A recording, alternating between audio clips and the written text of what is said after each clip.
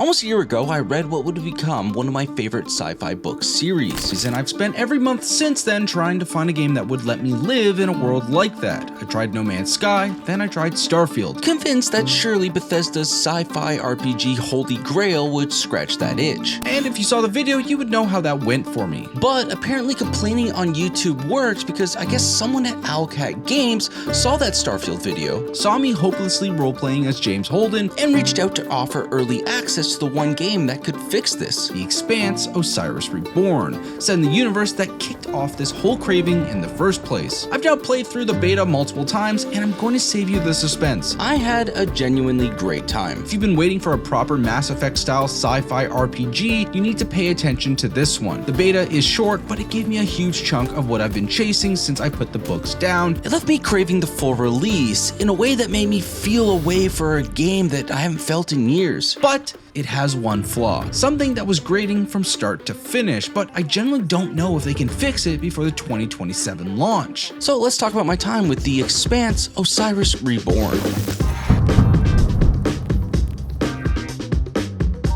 I'm going to warn you now, if you do not care at all about the Expanse lore, I would usher you to move to the next chapter. First and foremost, we need to talk about the Expanse universe actually living inside this beta, because this is what had me giddy before I'd even fired a weapon. I've read all 9 books, I've read even some of the novellas, and I've watched all 6 seasons twice, but I've never actually been able to stand inside this universe. Well, until now. Here's a setup. You and your twin have escaped Eros. Eros is one of the biggest events in Book 1. It's the first time anyone sees what the proto-molecule is actually capable of at scale, and it's not good. In the books, the main characters and a detective escape that station on a stolen Martian warship called the Rocinante, and they barely do that. In this game, you also escape Eros, but instead of a Martian gunship, you've stolen one of Protogen's high-end ships, and Protogen, understandably, would like it back. Which is a premise I'm generally into, as we get to see the boogeyman of these early books again. You're a parallel thread, whilst the book's protags are off gallivanting doing stuff in their respective stories. We start the beta by arriving at Pinkwater 4 Station, and that's where I get quite a few moments of joy. The first thing I noticed, and this is going to sound a little insane, was how tall some of the NPCs were. There's basically 3 main factions in the early Expanse novels: the Earthers, the Martians, and the Belters. Belters are humans born in low gravity, generation after generation, and their bodies have stretched out. Tall, thin, long limbs, less bone density. Their bodies have literally evolved to live in space, and because of that, they can't really even go planet-side. And walking into the station, you can immediately pick out the Belters. They tower over everyone. I stopped moving for a second the first time I saw one because I was so happy that they actually did it. That is a detail that exists purely for people who've read the books. In the show, they just got skinny, lanky people, but the game has gone full accuracy, and this makes me happy. As I continue into the station, there's a massive news screen in the hub, and it's a bulletin about James Holden. For the non-book people, Holden is the pseudo-main character of the book series. He's basically just the captain of the ever-growing crew of the Rocinante, which in their entirety are the main characters, and in this part of the timeline, he's become sort of an accidental celebrity after publicly broadcasting some information he probably shouldn't have in response to his day job just, getting vaporized. And this news bulletin is referencing those exact broadcasts, but it's also talking about the Eros quarantine. It's even talking about an ice shortage from maybe a less fortunate Canterbury. You are standing in a world where the main characters of the books exist, start doing things, and are affecting the news cycle, and you are not them. You're just a person in their universe. Well, kind of.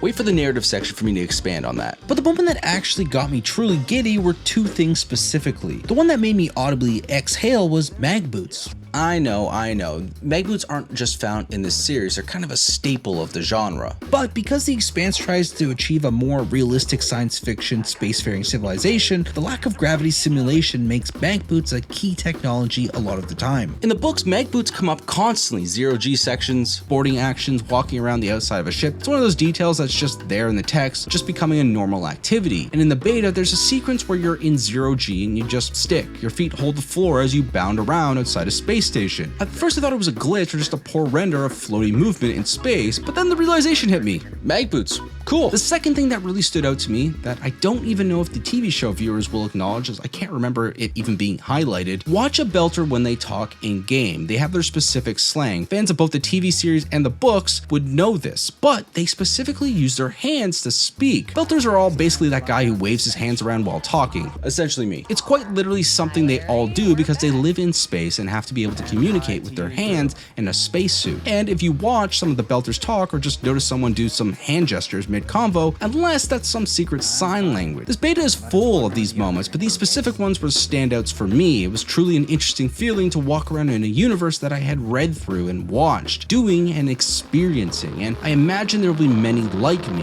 And we haven't even talked about the most surprising aspect, how it plays.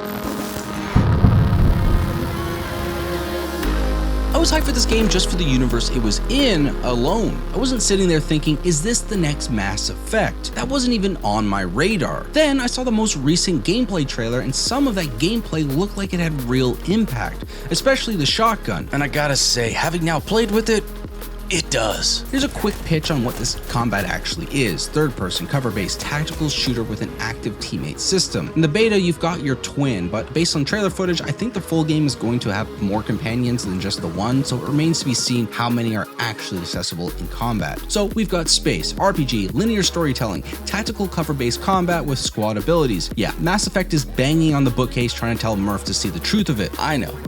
But if I'm gonna be honest, the game that I was thinking about the whole time that I was playing this was The Division. This is snappy, cover-based, environmentally aware combat in a way that felt way more Division than Mass Effect to me. And I'll flag up front, I don't know if that's a cleaner comparison or if that's just how it felt through my fingers. Could go either way. Either way, for Owlcat's first third-person shooter, they've knocked it out of the park. That's worth pausing on for a second because Owlcat are the Rogue Trader Pathfinder CRPG people. Their entire reputation is built around isometric turn-based combat. This is a completely different discipline, and the first thing that they built in it feels great. Now, depending on your starter build, you and your teammates get a pretty wide kit of skills and equipment. On my first run, I played as a gunner from Earth on mouse and keyboard, and I had a plethora of forward assault abilities, seeker grenades, explosive bullets, while my twin had his own explosive ordnance drop he could throw at whomever I was focusing on, with a general focus fire ability that seemed universal. Mouse and keyboard wasn't the ideal setup for me, so that run was a little janky on my end, but my second playthrough, hard difficulty, controller, female belter, hacker, that's where the combat actually clicked for me. The hacker has a shock stun and a swarm of nanite robots that latches onto enemies, chews through their health, and keeps their attention fixed on their slow death by robots. Instead of, you. There's also a universal scan ability that pings the area and shows you where everyone's positioned, and this is all customizable based on drops and upgrades throughout the game. Now, Mass Effect fans will recognize this aspect of the game instantly. It's the tactical slowdown. This really banks hard on their pre-existing CRPG experience. You can pause the action, look at the battlefield, see your abilities, see your teammates' abilities, and stack them. Stun an enemy, swarm them, focus fire with your twin, then come out of slowdown and watch it all execute. It's not just an, oh, I need a second to think. I mean, it is. My ass got overwhelmed on my first playthrough quite a few times, and I use it as the oh shit button. In reality, it lays out the combat puzzle. Rushing enemies become way more manageable once you start layering skills instead of panic spraying them with bullets. And the UI for it never once felt clunky, which for a beta is a minor miracle. The UI in general across all menus deserves some applause. The main menu has an activity log and what seems like a live news service, two simple things that I think will be pretty cool to have in the game. AI on both sides felt solid. Your teammate definitely has some personality. If you don't give him commands, he'll push harder than you might want, which I actually kind of liked. He wasn't just sitting around waiting for orders, passively shooting. And then the guns. The shotgun from the trailer looked like it had impact, and I made sure in my second playthrough to scrounge up enough credits to buy it from the starting vendor. My god, this thing rips. As a self-declared worst gamer of all time, it shouldn't come to much surprise that I love shotguns. And the streak continues in this game. Obviously not great at range, but medium to close it just erases enemies. The fuel on it is immaculate, and honestly, every gun I used had a similar weight and impact to their shots. That made it feel slightly more gruesome than I was expecting, and I loved it for that. For Owlcat's first third-person shooter, this is the part that genuinely surprised me the most. Gun feel is hard. Even studios who've been making shooters for a decade don't always land it. Owlcat landed it on attempt 1, it seems. Now, rounding out the basics, there's loot scattered around environments, credits, crafting materials, equipment, weapons, mods, and some lore collectibles that reference stuff from the books. There's also the classic skill tree with branching unlocks, weapon mods, and equipment swapping. The map layout structure seems to be Mass Effect style hub hubs connected by linear story missions, so the general rule is to loot now because you might not come back. And in the beta, that turns out to be true. Stay tuned to the story section to find out why. I wanted to lead with combat because it was a question mark going into this. Owlcat has the CRPG pedigree, but the third-person shooter pivot was the risk. This was the main thing I saw people saying after the Future Game Show reveal in 2025. And I think the strongest thing they've pulled off so far is just how clean the combat already feels, to the point that I've been replaying the beta just to try different guns and playstyles. Which brings us to the part of this pitch I was most confident about going in: the story, the choices, and the actual RPG structure underlying the whole game. Owlcat's bread and butter. But confidence going in and execution coming out are two different things, and the beta's short enough that there are real questions I still have.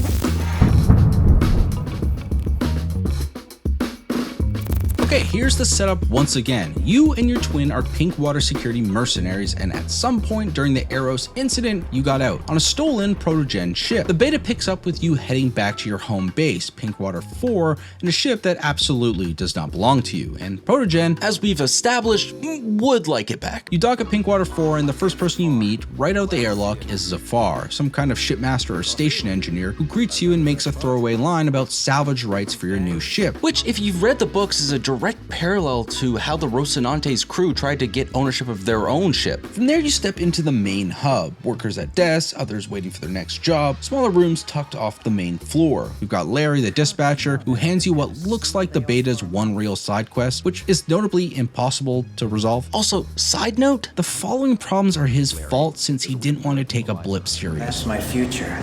You've also got the vendor, and tucked off to the side is the path up to your boss's office. Dialogue-wise, this isn't fully the Mass Effect style 3 options, good, neutral, and sarcastic format. Most conversations branch into a handful of investigative options. You're not picking what to say so much as what to ask about, with an eventual exit when you're done. Your twin chimes in with opinions as you walk around, which gives the station and him more personality. Persuasion checks show up on specific options. I played a gunner on run 1 and a hacker on run 2, and dialogue-wise, I couldn't tell if the class actually changed anything. Both builds got the same persuasion checks built in. Your build does affect the world in other ways though, but that comes later. Then you climb the stairs to Oscar O'Connell. He's your boss, he's pissed about your lost ship, and he's grilling you for answers when the station systems get hacked. Protogen is inbound, and this is where we get the real decision that determines this beta. You can push O'Connell to arm the station and fight back, or tell him not to risk the whole station over 2 people. You'll slip out the back. Either option, you leave through a maintenance shaft in the back of his office. The escape is where the game ramps into combat, but also decision-based routing. Early into your escape, you get a routing choice. Go left for the high angle and better sightlines, or go right and push in hot. Later, you're walking on the exterior of the station in 0G, then there's a progen chip scanning overhead. You can wait for Zafar to hack it and punch a gap for you, or you can say screw it and cut through the service tunnel full of bad guys instead. Your decisions on routes determines how you want the fights to go, but also how much engagement you want with the enemy, as the Zafar silent option skips a bunch of the progen officers and notably loot. There's also a datapad just before the final fight that's only hackable if you're running the hacker subclass, which is the first sign your starting build is gating actual content, not just for combat loadout. I don't think there was many other notable changes though. Reminder, depending on which option you chose with O'Connell determines how the following escape fares. The armed station option has the workers fighting the protogen officers, and might I say, very unsuccessfully, whereas the sneaky option allows for quieter halls and a less death overall option. Eventually, regardless of how you routed, you're back in the main hub, now a combat zone with Zafar covering you with PDC fire while you undock. Armored protogen troops push eventually too hard, you run, and the cinematic hits. This is where the original decision really shows an immediate consequence. If you convince O'Connell to arm the station, the protogen captain executes O'Connell on screen and the station is destroyed behind you as you escape. If you told them to let you slip out quietly, she just makes a bitter comment about losing you and the station survives. Same cinematic beat, but a wildly different conclusion. And that's the beta. We get to see a few dialogue trees of varying degrees and a few choices in both dialogue and routing, with one making Station 4 definitely not a return visit. This beta had a lot of highs, but there's one issue I had a really hard time seeing around, and it's the one thing I really don't think they can address before launch.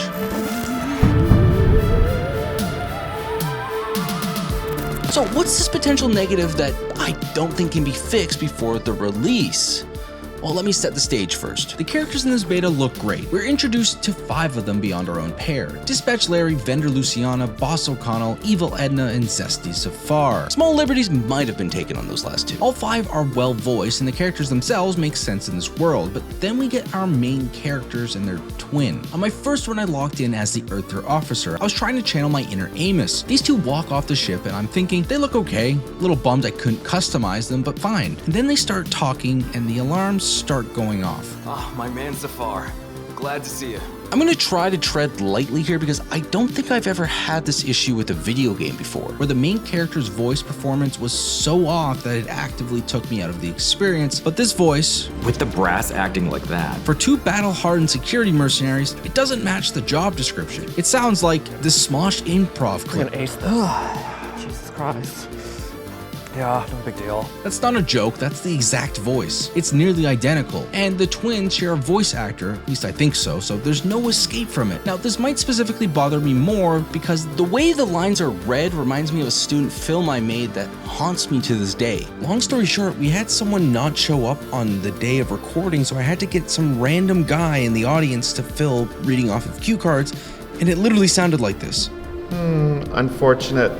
I had a dog once, Shadow, a black lab full of energy. Ah, my man Zafar.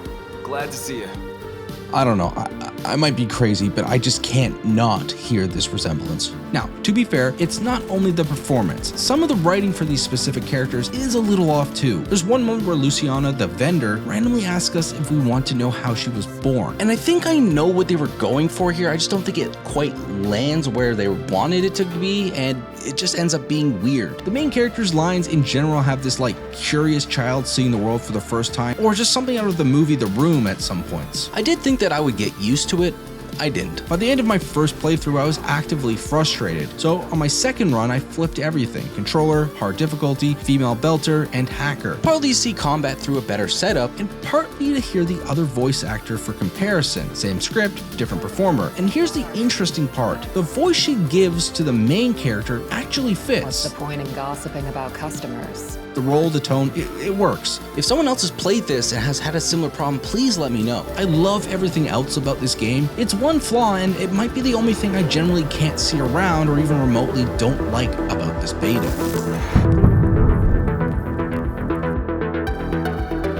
So, does this fill the sci-fi RPG hole I've been carrying since I put the books down? Honestly, yeah, mostly. The beta gives me most of what I've been craving. A world that feels lived in, combat that surprised me, RPG choices that at least seem to matter so far, and a studio clearly putting in the work to get this universe right. The one voice actor problem is real, it's frustrating, and I don't think it's gonna go away, but it's one flaw on an otherwise very promising slice into a game. What I keep coming back to is that this is basically Mass Effect structure with the Expanse painted over it. Hub and linear missions, dialogue trees with some weight, squad-based tactical combat, choices that seem to actually branch, and they've dropped that into a universe I've been desperate to live in since I finished the books. In a world where we haven't had a proper Mass Effect since 3, that mesh might be the most exciting thing I've played in years. If you're a fan of The Expanse, you should be paying attention to this. If you're a Mass Effect fan who's been waiting for something in this DNA since 3, you should be paying attention to this. And if you just want a sci-fi RPG that actually gets it, this might be the one.